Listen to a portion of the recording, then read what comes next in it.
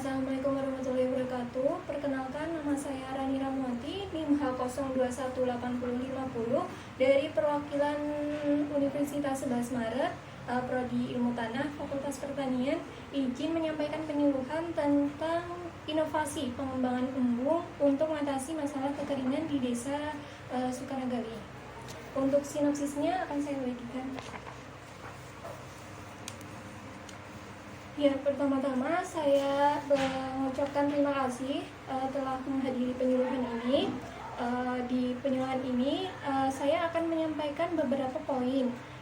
Tujuan penyuluhan yaitu untuk memberikan informasi pada petani tentang saluran irigasi embung sebagai pasokan air dan rekomendasi pada petani untuk pembuatan embung di desa sekitar. Isi materi yang akan saya sampaikan kurang lebih tentang pengertian dan manfaat embung, pembuatan embung, pembagian air, dan juga saluran irigasi. Untuk pengertiannya sendiri, embung merupakan cekungan yang digunakan untuk mengatur dan menampung suplai aliran air hujan serta untuk meningkatkan kualitas badan air. Nah, embung menjadi sumber utama pasokan kebutuhan air bagi berbagai kalangan masyarakat di tengah curah hujan yang masih rendah ini. Selain itu, embung juga digunakan untuk menjaga kualitas air tanah dan mencegah banjir. Adanya air hujan yang ditampung di embung ini nantinya dapat digunakan untuk pengairan di musim kemarau. Pembangunan embung sendiri diharapkan bisa menampung air hujan dan mengaliri sawah sehingga mampu meminimalisir gagal panen. Pembangunan jaringan irigasi sendiri seperti embung merupakan salah satu kebijakan inisiatif yang perlu diperhatikan oleh petani.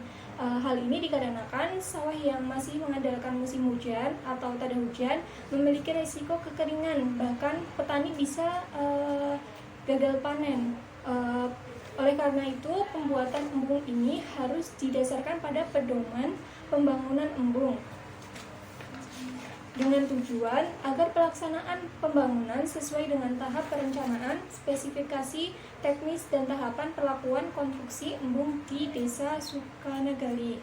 Untuk pedoman pembangunan embung kecil dan bangunan penampung air sendiri ditetapkan oleh Menteri Pekerjaan Umum dan Perumahan Rakyat berdasarkan Peraturan Instruksi Presiden Nomor 1 Tahun 2018. Untuk kriteria dan komponen embung meliputi volume tampungan antara 500 meter kubik sampai 3000 meter kubik dengan tinggi dasar hingga puncak maksimal itu 3 meter, mempunyai panjang 20-50 meter dan lebar 10-30 meter.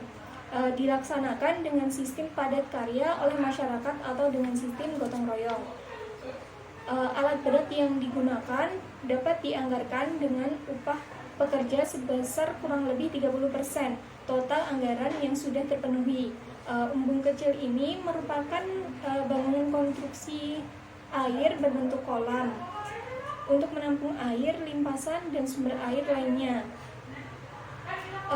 Proses konservasi dimulai dengan urutan lahan dengan letak di bagian hilir menuju ke lahan yang berada di bagian hulu. Untuk ketidakstabilan pasokan air irigasi akan menimbulkan permasalahan dalam mekanisme pembagian air. Nah, untuk strategi pembagian air ini merupakan upaya dalam mengelola hubungan sosial seperti kerjasama antar orang maupun antar kelompok. Pentingnya aspek sosial ini dalam pengelolaan irigasi diketahui lebih mendalam mengingat strategi dalam pengelolaan sumber daya berkaitan dengan kemampuan individu maupun kelompok dalam mengoptimalkan akses dan kontrol sumber daya. Untuk pengolahan air tanah sawah sangat ditentukan oleh kondisi topografi dan pola curah hujan. Lahan sawah yang berasal dari lahan kering umumnya berupa lahan irigasi. Irigasi bergilir merupakan teknik irigasi yang cocok di mana pemberian air dilakukan pada suatu luasan tertentu untuk periode tertentu sehingga area tersebut menyimpan air yang dapat digunakan sepanjang musim kemarau.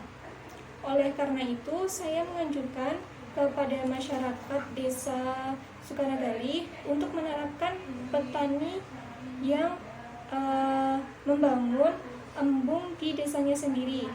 Petani juga dapat berkontribusi langsung dalam pembuatan embung itu untuk meningkatkan kesejahteraan rakyat. Adapun ilustrasi gambar tentang embung yang akan dilaksanakan di Desa Sukanagali yaitu sebagai berikut.